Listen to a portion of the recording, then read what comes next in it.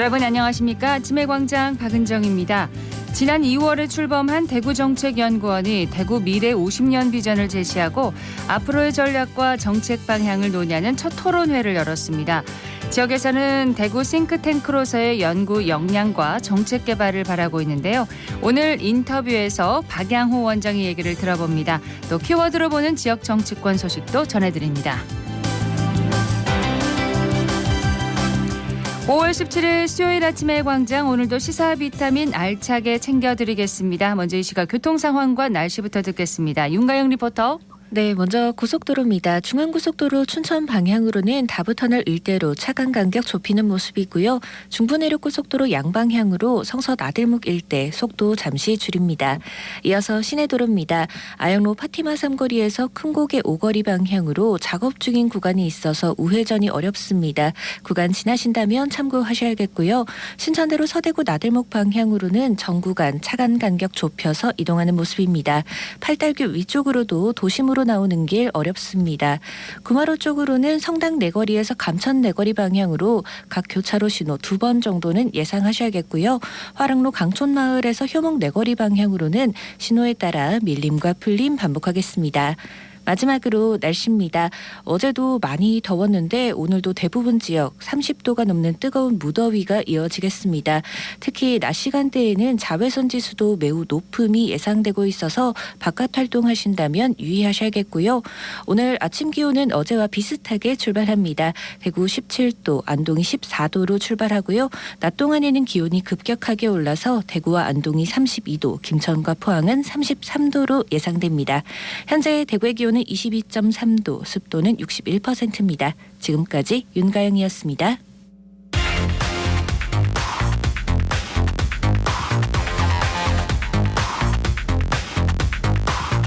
빠르고 정확하게, 명쾌하고 날카롭게 대구 경북의 오늘을 보는 KBS 대구 아침의 광장과 함께하고 계십니다. 네, 수요일 아침의 광장입니다. 8시 32분 지났습니다. 대구 경북의 주간 브리핑으로 이어갑니다. 오늘 아침 뉴스 매일신문의 김윤기 기자 나오셨습니다. 어서 오세요. 예, 안녕하세요. 네, 첫 소식은 뭔가요? 예, 대구시가 2030년 개항 예정인 대구 경북 신공항 공사 기간을 단축해 2028년 조기 개항을 추진합니다. 홍준표 대구시장은 어제 간부회의에서 공구별 동시착공 방식으로 진행하면 공사 기간을 2년 정도 당길 수 있다고 보고 속도전에 나설 것을 주문했습니다. 예, 조기 개항이 이루어지면 신공항 효과도 빨리 누릴 수 있는 거겠네요? 예, 물론입니다. 구체적 방안으로는 턴키 방식으로 불리는 설계 및 시공 일괄 입찰 방식, 그리고 패스트트랙 방식 등이 꼽힙니다. 이 턴키 방식의 경우 설계 기간이 짧고 공사를 활주로나 터미널 같은 구역별로 나눠서 동시에 진행할 수 있습니다. 네. 또 패스트트랙 방식은 일반적인 설계 후 시공이 아니라 시공과 동시에 다음 공정이 설계를 병행하는 방식입니다. 실제 발주 방식은 사업 대행자 선정 이후에 국토부 심의를 거쳐 정하게 되는데요. 공기 단축은 사업 비용 절감으로도 이어질 수 있어서 국토부 입장에서 충분히 검토해 볼 만하다는 분석입니다. 그렇군요. 다음 소식은 뭔가요? 예, 청라 언덕에 있는 선교사 주택이죠. 동산의료원 의료선교박물관 보수가 시급한데요. 이 비용을 둘러싸고 대구시와 중구청 사이에서 신경전 속에 3년째 문을 닫은 채 박물관이 방치되고 있습니다. 지어진 지 지금 100년이 넘었죠? 예, 1906년에서 1910년 무렵 지어진 이곳 고택들은 이 시절 대구 지역 선교, 의료, 교육 역사를 보여주는 대구시 지정 유형 문화재입니다. 그런데 100년이 넘은 터라 목재 바닥은 강도가 많이 약해져 있고요. 한 번에 많은 관광객이 들어가면 바닥이 꺼질 수 있다는 안전상 문제로 3년 전 출입문을 폐쇄했습니다. 지금 지붕도 노후 정도가 심각해서 바닥에 빗물이 흥건하게 고일 정도로 비가 새고 있다고 합니다. 그 문화재이잖아요. 비까지 새고 있다는 게 참 납득이 어려운데요. 맞습니다. 이렇게 보수공사가 늦춰지는 건 대구시와 중구청 사이의 다툼 때문인데요. 대구시와 중구청은 지난해 대구 상업학교 본관 건물 보수공사를 두고 의견차를 보였는데요. 이 중구청이 시소유 문화유산이라는 이유로 보수공사를 거부해서 보다 못한 대구시가 비용을 부담하기로 했습니다. 네. 대구시는 대신 통상적으로 시와 구군이 각각 85%, 15%씩 예산을 분담하는 문화재 보수 예산 매칭 비율을 앞으로 중구청에 대해서만 시와 반반씩 부담하기로 비율을 조정했습니다. 예, 이게 다툼이 된 건데요. 그렇군요. 대구시와 중구청은 이곳 지붕이 가장 긴급하게 보수돼야 한다는 데는 의견을 모으고 우선 중구청이 지붕 누수 원인부터 파악하면 구체적인 지원 방향을 논의하기로 했습니다. 예, 보수 공사가 좀 빨리 진행되기를 바라겠습니다. 다음 소식은 뭔가요? 여고생에게 필로폰 투약을 유도한 마약 공급책과 여기 연관된 마약 사범 9명이 줄줄이 기소됐습니다. 대구지검은 어제 여고생에게 필로폰을 제공해 투약하게 한 혐의를 받는 대구 지역 주요 마약 공급책 3명과 이들에게서 마약을 공급받아 투약한 사람 등 모두 9명을 재판에 넘겼다고 밝혔습니다. 네, 마약 범죄 정말 대상을 가리지 않는데 정말 심각합니다. 예, 이들은 2020년 고등학생이던 A양에게 자신이 필로폰을 투약하는 모습을 보여줘서 호기심을 유발하고 이후에는 필로폰을 건네서 투약을 유도한 혐의를 받고 있습니다. 이후로는 A양에게 필로폰을 여러 차례 판매해서 중독되게 했는데요. 네. A양은 매달 아르바이트로 번 돈 중 상당 부분을 필로폰을 사는 데 썼고 나중에는 마약 판매에 가담하라는 요구도 거절할 수 없었습니다. 검찰도 이들에게 무기징역까지 받을 수 있는 미성년자 마약류 제공 혐의를 적용하기로 했습니다. 또 마약을 투약한 여고생에 대해서는 시한부 기소중지 처분을 했고 추후 치료와 교육을 병행하기로 했습니다. 네, 소식 하나 더 듣겠습니다. 대구시가 노숙인이 역사 주변 환경을 정비하고 자립기회도 얻는 일자리 사업을 추진합니다. 대구시는 어제 한국철도공사, 대구 노숙인 종합지원센터와 업무 협약을 맺고 노숙인 6명에게 일자리를 제공하기로 했습니다. 이 노숙인들은 이달 22일부터 6개월간 대구역 광장과 주변 지역 환경 미화를 맡습니다. 대구시는 매월 92만 원의 급여를 지급하고 노숙인 종합지원센터는 대상자 선정과 교육, 사후 취업 지원 등 전반적인 사업을 맡을 계획입니다. 네. 예, 대구시는 이번 사업으로 노숙인이 지역사회에 복귀할 수 있길 기대한다고 밝혔습니다. 예, 노숙인들의 좋은 자립의 기반이 좀 될 수 있는 그런 기회가 됐으면 좋겠습니다. 소식 하나 더 전해주시죠. 예, 경찰과 이웃 주민들이 힘을 합쳐서 불이 난 건물에 갇힌 20대 여성을 구조한 사실이 뒤늦게 알려졌습니다. 대구 북부경찰서에 화재 신고가 접수된 건 지난달 22일 오전 4시쯤이었는데요. 자다 일어나 보니 집에 불이 났다. 연기와 열기가 심하다는 다급한 목소리였습니다. 예, 복현지구대 도재현 경위와 이교희 순경은 신고 약 3분 만에 소방보다 먼저 현장에 도착했는데요. 주택 3층에 살고 있던 신고자는 화재에 따른 열기를 못 이겨서 창문 밖으로 발을 빼놓고 뛰어내릴 준비까지 하고 있었다고 합니다. 네. 이 경찰은 차라리 뛰어내리겠다는 이 여성에게 조금만 기다려달라고 진정시키고 이웃 주민이 건넨 담요를 낙하지점에 펼쳐서 착지를 유도했습니다. 무사한가요, 신고자는요? 예, 담요가 완충 역할을 해줘서 큰 부상 없이 위험을 벗어났고요. 경찰관들은 함께 구조에 나선 이웃 주민들에게 공을 돌렸습니다. 네, 참 다행입니다. 오늘 아침 뉴스 여기까지 듣겠습니다. 매일신문의 김윤기 기자였습니다. 고맙습니다. 예, 감사합니다. 안녕하세요. 저는 독립기획자로 활동하고 있는 송무경 큐레이터입니다. 처음엔 작가로 이제 활동을 하다가 이제 전시를 통해서 작가와 시민사회에서 어떤 통역의 역할을 하면서 이 직업에 대한 재미를 느껴서 시작한 것 같습니다. 정의될 수 있는 건 아니지만 제가 큐레이터를 하면서 제일 좀 신경을 쓰는 부분이 예술가는 예술가만의 언어가 있고 또 시민들은 그 예술가의 언어를 굳이 그대로 이제 이해하기는 힘들다고 생각을 해요. 그래서 이 전시를 통해서 예술가와 시민과의 어떤 통역가의 역할을 하는 일이라고 생각합니다. 대구 남산동에 위치한 복합문화공간에서 하는 전시가 기억에 남는데요. 이 공간은 지역 신진 작가를 발굴 지원하고 작가의 개성이 반영된 기획과 프로모션으로 다채로운 작가들을 소개하는 공간인데 도심 속에 위치했기 때문에 대중에게 일상에서 예술을 향유할 수 있는 기회를 제공하기도 하고 또 대중들에게 비춰지는 또 다양한 모습들을 보여줄 수 있다는 점에서 굉장히 매력적이었던 것 같습니다. 사실 전시에서 큐레이터를 보기보다는 그 전시를 통해서 좋다고 느끼는 게 저는 제일 저한테는 감동적이고 뜻깊다고 생각을 하거든요. 큐레이터라는 직업을 어떻게 본다기보다는 큐레이션을 통해서 이 전시에서 많은 위로와 따뜻함 그리고 감동들을 느낄 수 있으면 좋겠습니다.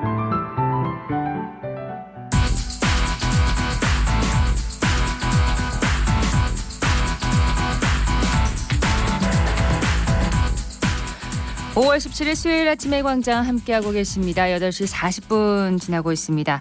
우리 사회 곳곳에서 활동하는 사람들의 다양한 삶의 모습과 그들이 전하고 싶은 이야기를 듣는 인터뷰입니다. 지난 2월에 출범한 대구정책연구원이 개원 기념 심포지엄을 열었습니다. 대구의 미래 비전과 구체적인 실행 방안을 어떻게 펼쳐갈지 박양호 원장에게 들어보는 시간 마련했습니다. 박 원장님 안녕하십니까? 안녕하세요. 네. 대구경북연구원에서 분리된 대구정책연구원 당초 계획보다 빨리 문을 열었고 그동안 좀 많이 바쁘셨을 것 같은데 연구 기반 조성이나 운영 방향 같은 기본적인 작업들 지금 어느 정도 진행이 됐습니까? 예, 지난 2월 1일에 개원했으니까 지난 11일이 꼭 100일째 되었습니다. 그러네요. 대구시 그 맞춤형 정책 개발에 특화된 대구시 최초로 설립된 연구원입니다.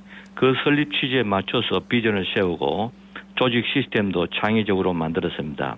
또 조직에 따른 연구 직원 배치도 끝냈습니다. 네. 지금 50여 개의 정책 연구를 추진하고 있습니다. 이를 바탕으로 지난 11일 개원 100일 기념 세미나를 잘 마쳤습니다. 그러셨군요. 개인적으로 이제 고향으로 돌아오셔서 감회가 남다르실 것 같은데 대구가 어떻게 그동안 많이 변했습니까?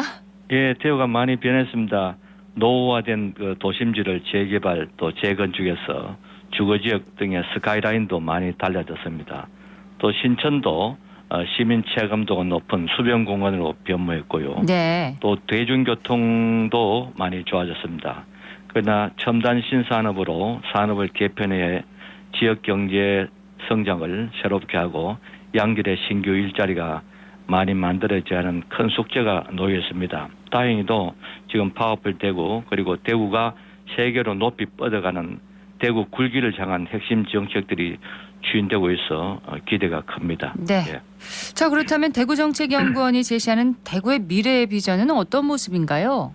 예, 우리 연구원이 제시하는 미래 비전은 한마디로 살기 좋은 세계 도시로의 도약입니다. 이 비전은 세 가지가 결합되어 있는데요. 네. 대구시 내부 차원에서는 살기 좋은 경쟁력 있는 막강한 도시로 발전한 모습이고요.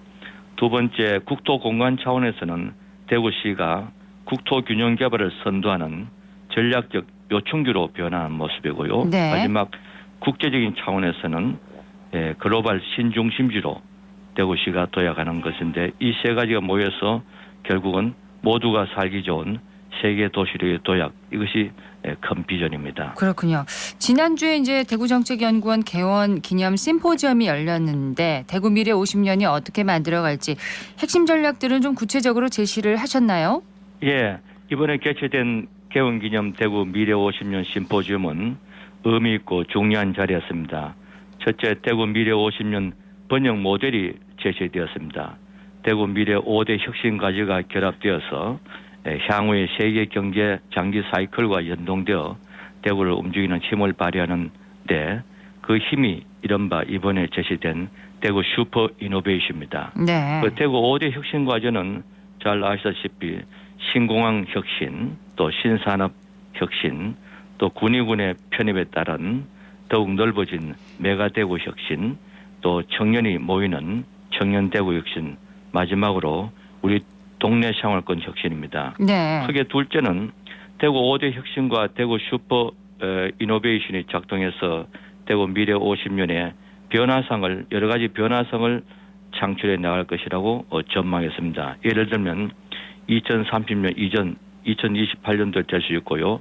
한반도 제1 내륙 신국제 관문공항이 개항되고 그 일대에 거대 신공항 경제권이 생겨나서 그것으로 국내외 앵커 기업들이 입주하게 될 걸로 보입니다. 네. 그리고 미래 가장 유망 산업이며 대한민국을 대표하는 우리 대구가 국가 로봇 산업 수도로 선점하고 첨단 5대 신산업이 발달하게 될 것입니다. 또 나아가서 대구시 남부의 달성군에 제2국가산업단지가 개발되고 테크노벨트가 발달할 것입니다. 네. 또 북부에는 군위군이 편입되고 신공항을 안고 편입됩니다. 그리고 거기서 신공항 밸리가 형성되고 그리고 도심지는 군부대 등의 이전 후적지 개발과 노후 도심 재개발 등으로 더욱 살기 좋은 도심지, 즉 프리미엄 도심지로 변모하게 될 걸로 추정됩니다. 네. 이른바 남쪽의 달성 남달, 북쪽의 군이 북군, 도시명 3대군 성장축의 발달 등이 이루어지게 될 것입니다. 또 청년의 마이잡, 마이홈, 마이워라벨 문화 인프라가 융합된 대구형 청년 빌리지가 조성되고 동네 생활권 내에서 의료복지, 교육, 문화, 교통 등이 충족되는 자족형 스마트 동네 생활권이 발달하게 될 걸로 전망했습니다. 네. 자, 이렇게 대구 미래 50년을 5대 혁신 과제로 이렇게 주는 어떤 청사진을 제안을 하셨는데 이게 한꺼번에 이루어지는 것은 아닐 겁니다. 몇 단계로 그러면 전개될 걸로 보시나요? 예, 이번 시험 표점에서 대구 미래 50년 3단계로 진행될 걸로 보았습니다.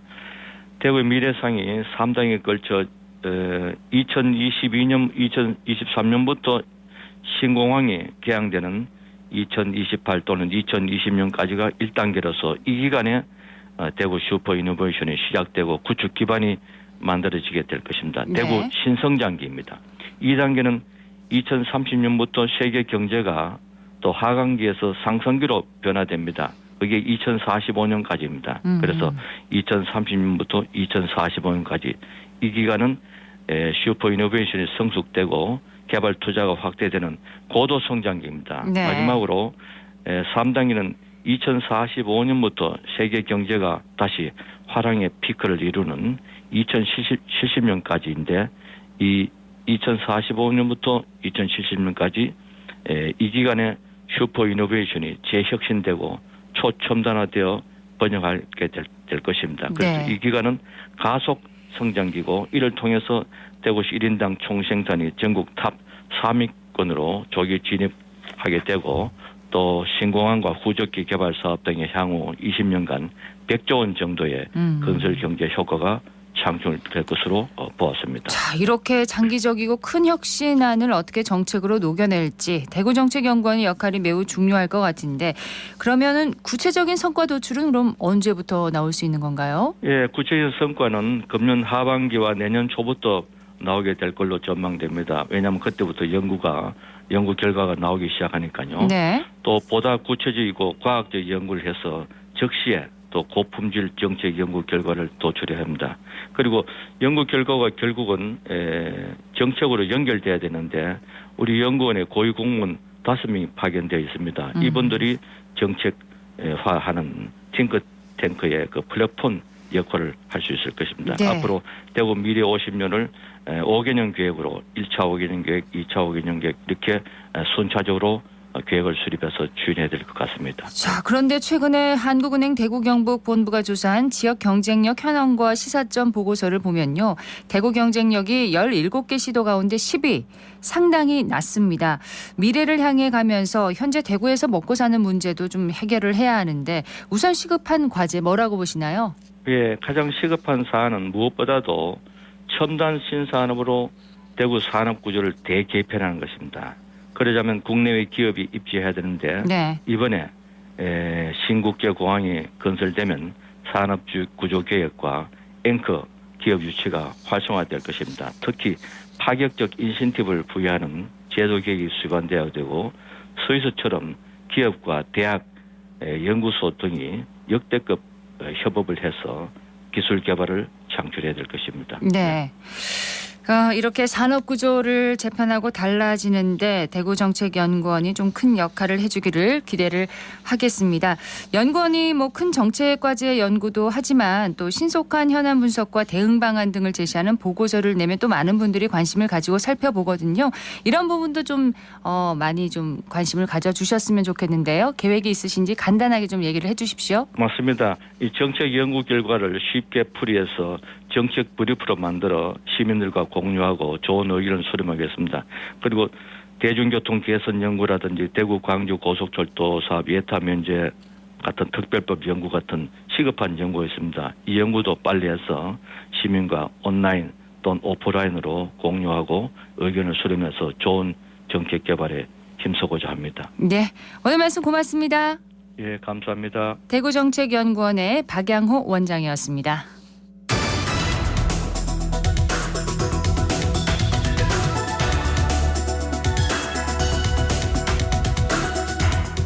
8시 50분 지나고 있습니다. 키워드로 보는 지역 정치권 소식입니다. 매일신문의 김병훈 기자 연결돼 있습니다. 안녕하세요. 네, 안녕하세요. 자, 오늘 첫 번째 키워드는 뭔가요? 네, 고래 싸움에 새우등 터질라입니다. 최근 홍준표 대구시장과 이재명 더불어민주당 대표가 대구시청에서 만났는데요. 두 사람 간 회동의 후폭풍이 여의도 정치권을 강타하고 있지만 정작 대구 정치권은 입을 닫고 있다는 소식입니다. 정치권에서 후폭풍이 그렇게 거센가요? 네, 그렇습니다. 지난 10일 홍준표 시장은 이 대표를 만나 여당과 대통령실에 날선 비판을 쏟아냈는데요. 김기현 대표에겐 옹졸하다고 했고 대통령실을 향해선 정치를 잘 모른다고 혹평했습니다. 네. 홍 시장의 독설에 오히려 이재명 대표가 어쩔 줄 몰라 하는 모습을 보였는데요. 국민의힘에선 즉각 반발이 터져 나왔습니다. 야당 대표를 앞에 두고 같은 당 대표를 욕보인 건 도를 넘었다는 지적인데요. 아울러 대통령실이 정치를 모른다고 한 것도 사실상 윤석열 대통령을 겨냥한 것이라는 얘기도 나왔습니다. 하태경 의원이 연일 거친 표현으로 홍준표 시장과 설전을 벌이기도 했습니다. 네, 그렇습니다. 하태경 의원은 어제 한 라디오 프로그램에서 홍 시장을 향해 왜 자기 집 험담을 늘어놓느냐 팔푼이처럼이라고 했습니다. 네. 그러면서 대구 시민들이 상당히 불안해할 것이라고 덧붙였습니다. 광역 단체장으로서 정치적 발언이 잦은 데 대해 대구 시민들이 탐탁지 않게 여길 것이란 얘기인데요. 다만 하 의원은 라디오 방송 직후 팔푼이 표현을 두고 홍 시장에게 공식 사과했습니다. 네. 자, 홍 시장과 이 대표 간의 이런 이 회동을 두고 대구 정치권의 입장은 어떻습니까? 네, 대구 국회의원들은 약속이나 한 듯 입을 걸어 잠그고 있습니다. 이들은 홍 시장의 발언에 대해 문제의식을 공유하고 있는 것으로 전해졌습니다. 하지만 공개적으로 홍 시장과 각을 세우지는 않는 모습인데요. 이는 홍 시장이 한번 처거진 사람에겐 반드시 보복한다는 인식 때문으로 풀이됩니다. 홍 시장의 발언이 문제가 없다고 생각하는 의원도 있는데요. 네. 하지만 내년 총선을 앞두고 김기현 대표와 대통령실에 대한 비판에 동조하면 공천이 위험해질 수 있어 몸을 사리는 것으로 보입니다. 그래서 입을 닫고 있는 거군요. 자, 정치권 후폭풍에 대해서 홍준표 대구시장의 입장은 어떻습니까? 네, 홍준표 대구시장은 대구에 온 이재명 대표를 만나지 않을 이유가 없었다는 입장입니다. 또 김기현 대표가 옹졸하고 대통령실이 정치를 잘 모르는 건 팩트라고 반박했습니다. 다만 윤석열 대통령과 각을 세우는 건 전혀 아니라고 강조했는데요. 홍 시장은 윤 대통령 임기 말까지 발톱을 세울 일은 없다며 오로지 잘 하시기만 바랄 뿐이라고 했습니다. 그러면서 어줍지 않은 후배들이 경우도 없이 대들면 용납하지 않을 것이라며 홍수 정치는 이어갈 것을 예고했습니다. 예, 첫 번째 키워드였고요. 다음 키워드는 뭔가요? 네, 복귀와 잔류 사이입니다. 추경호 경제부총리 겸 기획재정부 장관이 최근 취임 1주년을 맞았는데요. 내년 4월 총선을 앞두고 언제 국회로 복귀할지 관심이 집중되고 있다는 소식입니다. 네, 추경호 경제부총리는 대구 달성의 재선 의원이죠? 네, 그렇습니다. 추경호 부총리는 윤석열 정부 내 현역 국회의원 출신 국무위원인데요. 최근 정부와 여권에 따르면 국정 동력 확보를 위한 내각 개각이 임박했다는 얘기가 흘러나옵니다. 이에 추경호 부총리가 그 대상에 포함될지가 지역 정치권의 관심사인데요. 일단 추 부총리의 경우 올 연말까지 잔류한 후 국회에 복귀할 것이라는 예상이 나오는 상황입니다. 네, 추경호 경제부총리의 얘기는 들어보셨나요? 네, 추경호 부총리는 매일신문과의 통화에서 인사권자인 대통령의 결정 사안으로 현재 맡은 역할에 최선을 다할 뿐이라며 말을 아꼈습니다. 추경호 부총리는 내년 총선에서 3선에 도전할 것으로 예상되는데요. 총선 출마 데드라인이 내년 1월인 만큼 올해 정기국회까지 경제부처를 안정적으로 이끈 뒤 자연스럽게 물러날 것으로 보입니다. 네, 그렇다면 이 추경호 경제부총리가 국회로 복귀하지 않을 가능성도 있을까요? 네, 최근 정치권에선 추경호 부총리의 내각 잔류설도 심상치 않게 흘러나옵니다. 윤석열 정부가 후임 부총리를 찾는 데 애를 먹고 있어 차라리 추 부총리를 유임시킬 것이라는 설명입니다. 나아가 일각에서는 추경호 부총리가 한덕수 국무총리 후임자로 거론되고 있다는 얘기도 나오는데요.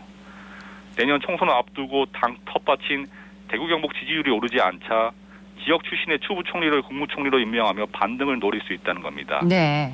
하지만 부총리에 유임되거나 국무총리에 임명되면 추 부총리의 내년 총선 출마는 봉쇄되는데요.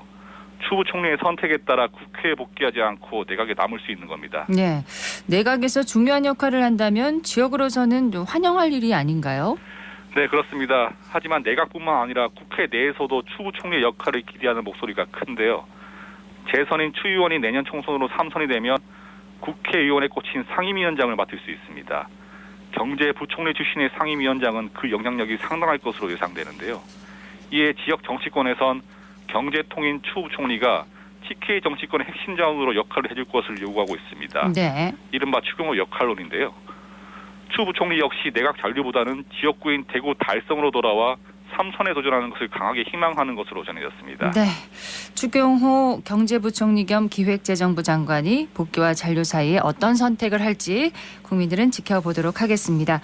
오늘 소식 잘 들었습니다. 감사합니다. 키워 들어보는 지역 정치권 소식 매일신문의 김병훈 기자였습니다. 대구시가 16일부터 70세 이상 노인을 대상으로 통합 무임 교통카드를 발급하고 있습니다. 대구 편입을 앞둔 군의군도 포함이 되고요. 대상자들은 주소지 읍면동 행정복지센터에 방문을 하시거나 휴대전화를 이용해서 어르신 통합 무임 교통카드 앱에서 발급받을 수가 있습니다. 그리고 대구 근대역사관 1층 전시실 명예의 전당에서 그리운 학창시절 추억의 책장 기증 유물 작은 전시를 진행하고 있습니다. 일제강점기부터 광복 후까지 많은 사람들의 상장과 졸업장, 또 학교에서 발간한 교우지, 수험표, 졸업 사진첩 등 많은 것을 볼 수가 있는데요. 전시는 7월 2일까지 이어진다고 합니다.